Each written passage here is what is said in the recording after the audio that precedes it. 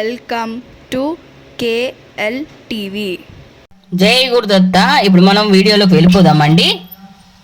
చిన్న వాళ్ళ కాడికెళ్ళి పెద్దవాళ్ళ వరకు, ముసలి వాళ్ళ వరకు ఏ పని జరిగినా, ఏ పని చేసినా, ఏదైనా చెడు జరిగింది అంటే మన ఏ జన్మలో ఏ కర్మ చేశామో, ఏ పాపం చేశామో, అందుకే మనము ఇంత కష్టపడుతున్నాము, ఇంత బాధపడుతున్నాము అని వెంటనే ఆనేసుకుంటాం. చిన్న పిల్లల కాడికెళ్ళి సపోజ్ ఒక ఎగ్జాంపుల్, ఒక పిల్లవాడు కూడా ఒక 5 మార్కులు తక్కువ వచ్చినా కూడా ఏ జన్మలో ఏం కర్మ చేశానో ఆ కర్మ నేను ఈ జన్మలో అనుభవిస్తున్నాను అని అంటున్నాడు ఆ పిల్లవాడు.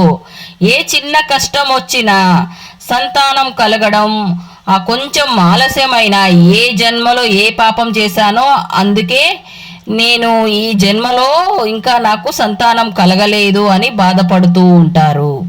భార్యాభర్తలు కూడా గొడవ ఆడుతూ ఉంటారు. గత జన్మలో చేసిన కర్మ ఫలంగానే ఇంత గొడవలు అవుతున్నాయి కావచ్చు అని అనుకుంటారు. కొద్దిగా ఆర్థిక ఇబ్బందులు వచ్చినా కూడా ఏ జన్మలో ఏ కర్మ చేశానో ఈ జన్మలో ఇంత కష్టపడుతున్నాము అని బాధపడుతూ ఉంటారు. లేదా ఒక చదువుకున్న పిల్లవాడు మంచిగా చదువు అయిపోయిన తర్వాత ఉద్యోగం వేటలో ఉద్యోగం సాధించకపోతే ఏ జన్మలో ఏ కర్మ చేశానో అందుకే ఈ జన్మలో నేను అనుభవిస్తున్నాను అని అనుకుంటారు. ప్రతి చిన్న విషయానికి కూడా ప్రతి మానవుడు ఏ జన్మలో ఏం కర్మ చేశాను, కర్మ ఫలం, ఏ జన్మలో ఏ కర్మ చేశానో అందుకే నేను ఈ కర్మ అనుభవిస్తున్నాను అని అంటారు. ప్రతి వయసు వాడు తెలివి ఏమంటారు, చిన్న పిల్లవాడికి వెళ్ళి పెద్ద ముసలివాడు వరకు ప్రతి జీవి ఇదే మాట అంటూ ఉంటారు. అలవాటైపోయాయి. నిజంగా మనము ఈ కర్మ ఫలాల వల్లే మనము ఈ కష్టాలు పడుతున్నామా? మానవుడు గత జన్మలో ఆచరించినట్టు కర్మ ఫలాలే ఈ జన్మలో మనము ఈ కర్మ ఫలాలు అనుభవిస్తున్నాము. అది నిజమే, అది ఎవ్వరూ వ్యతిరేకించరు. ఈ సృష్టి తప్పకుండా అది తిరిగివిస్తుంది కర్మ సిద్ధాంతాన్ని. ప్రతి కర్మని కూడా శివుడు ఆజ్ఞ లేందే చీమైనా కుట్టదు అని ప్రతి ఒక్కరూ అనుకుంటుంటారు. నువ్వు చేయాల్సిన ప్రతి పని కాకపోతే ఆ నిందని శివుడి మీదనే మనుషులు వేస్తారు. అయితే ఈ కర్మ అనేది ఎన్ని జన్మలు అనుభవించాలి, ఎన్ని జన్మలు ఎత్తాలి మనము అని తెలుసుకుందాము.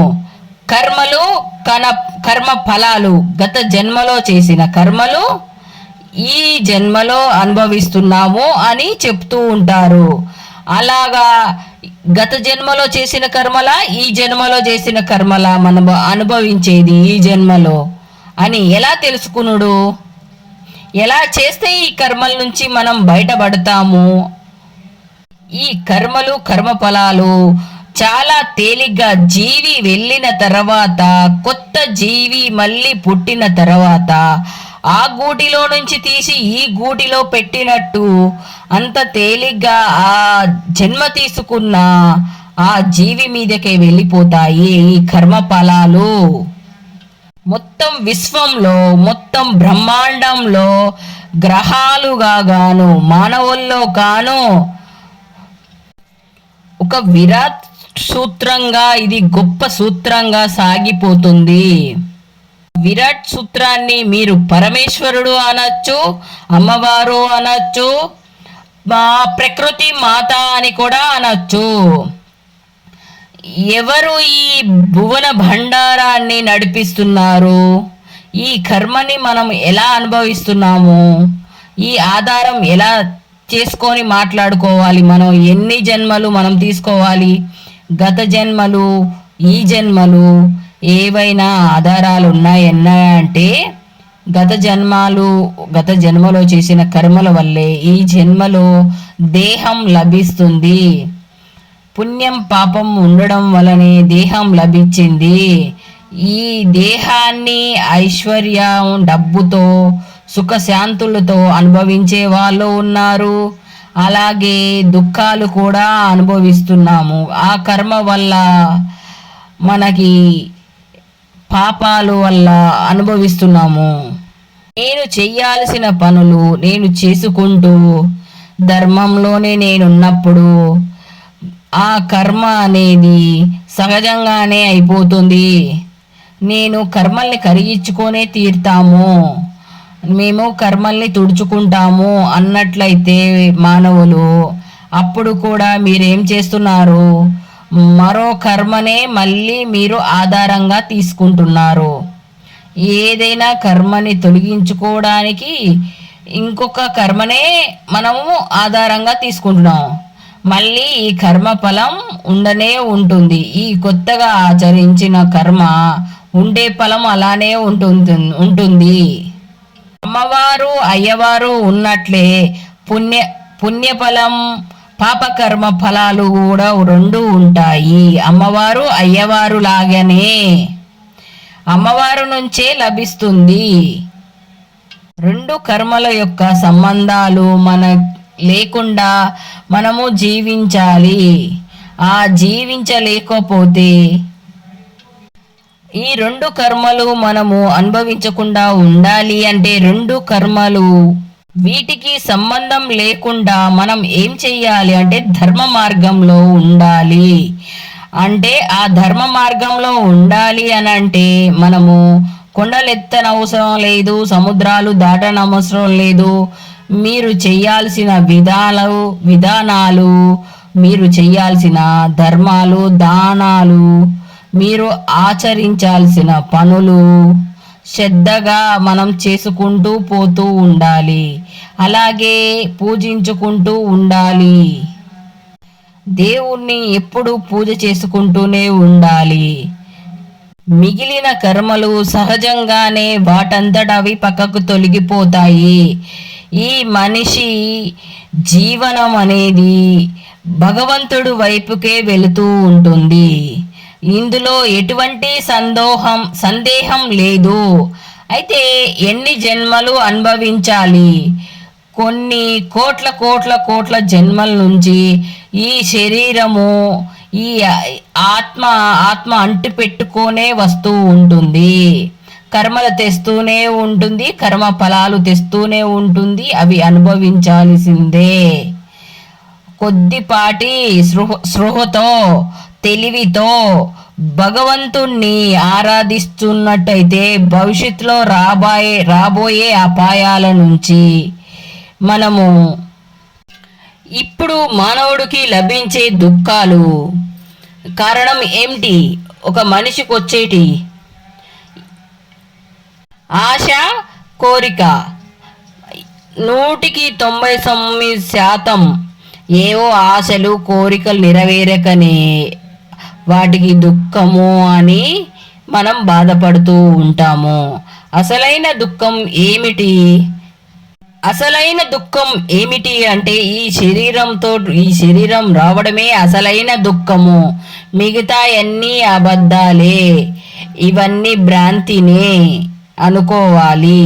ఇప్పుడు మనుషులు శాంతిగా సుఖంగా ఉండాలి అనుకుంటే మీరు ప్రశాంతంగా ఉండి సుఖంగా జీవించాలి అనుకున్నప్పుడు మీరు ప్రశాంతంగా ఉండి దేవుణ్ణి ప్రార్థించుకుంటూ ఉండాలి. శ్రద్ధగా పరమేశ్వర్ని పూజించుకుంటూ ఉంటే అన్ని సమస్యలు కూడా మెల్లమెల్లగా తగ్గిపోతూ ఉంటాయి. ప్రతిదానికి శివుడాజ్ఞ లేనిదే చీమైనా కుట్టదు అని ప్రతిదాన్ని కర్మ సిద్ధాంతానికి ముడివేయద్దు. అలాగే కొంతమంది కర్మలు కరిగించుకుందాము ఏదో చేద్దామని చెప్పేసి అని మా దగ్గరికి రండి అని పిలుస్తూ ఉంటారు. అవి చెయ్యకండి. వీలైనంతలో మనకు ఈ చేతనైనంతలోనే సాయం, డబ్బులు లేని వాళ్ళు చదువుకోలేని వాళ్ళని చదివిపించడం, ఈ సాయం చేసుకుంటా అన్నదానం చేసుకుంటూ ఉండాలి. ఇది ఆటోమేటిక్గానే ఈ కర్మ సిద్ధాంతాన్ని పాటిస్తే సుఖశాంతులతోటి ఈ జన్మ తీసుకున్నందుకు సార్థకత లభిస్తుంది.